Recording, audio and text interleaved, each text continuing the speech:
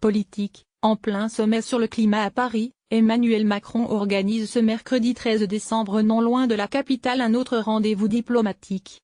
À la Celle Saint-Cloud, le président français retrouve sa partenaire allemande Angela Merkel ainsi que les 5 chefs d'État des pays d'Afrique sahélienne pour tenter de relancer la mobilisation internationale au profit du G5 Sahel. Initié il y a un peu plus de 6 mois avec le soutien de la France, cette nouvelle force anti-djihadiste, composée de soldats de 5 pays de la région Mali, Niger, Mauritanie, Burkina Faso et Tchad, s'est fixé un objectif simple sur le papier mais complexe d'un point de vue opérationnel: constituer d'ici la mi-2018 une force internationale de 5000 hommes pour endiguer puis éradiquer la menace djihadiste dans cette région pauvre d'Afrique. Objectif: éradiquer les foyers extrémistes, et cette coalition militaire inédite vise notamment à combler les lacunes des dispositifs militaires nationaux et multinationaux dans la région du Sahel, au sud du Sahara, devenu ces dernières années un important foyer pour les groupes extrémistes, notamment depuis que la Libye a sombré dans le chaos en 2011, que la secte Boko Haram s'est étendue au Nigeria et que des groupes djihadistes liés à Al-Qaïda se sont emparés du nord du Mali en 2012. Ces derniers avaient été en grande partie chassés par une intervention militaire internationale, lancée en janvier 2013 à l'initiative de la France, mais les violences perdurent dans le centre et le nord du Mali et se sont étendues aux pays voisins, notamment le Niger.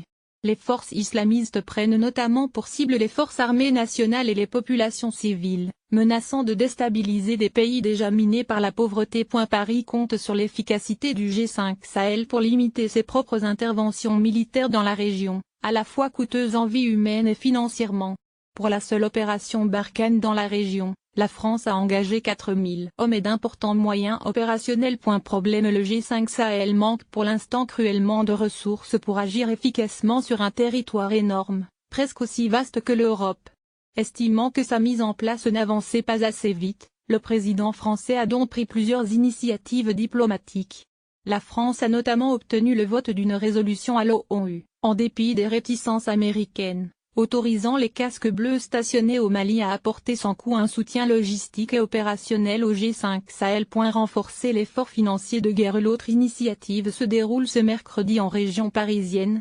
L'enjeu de la réunion est justement de renforcer l'investissement international pour soutenir les efforts des pays du G5, dans la droite ligne de la politique africaine défendue par Emmanuel Macron. Le rendez-vous de la Celle Saint-Cloud doit rassembler une vingtaine de délégations, les 5 pays concernés, les organisations et pays impliqués opérationnellement comme l'ONU, l'Union africaine (EUA), l'Union européenne (UE) ou la France, et les pays donateurs du G5 Sahel, dont les États-Unis et l'Arabie Saoudite. L'objectif est de trouver au moins 250 millions d'euros dans un premier temps, puis 400 millions à plein exercice, selon Paris. L'Union européenne a promis 50 millions d'euros, la France 8 millions d'euros surtout en matériel, chacun des 5 pays fondateurs 10 millions d'euros. Et l'Arabie Saoudite devrait confirmer mercredi une contribution de 100 millions de dollars.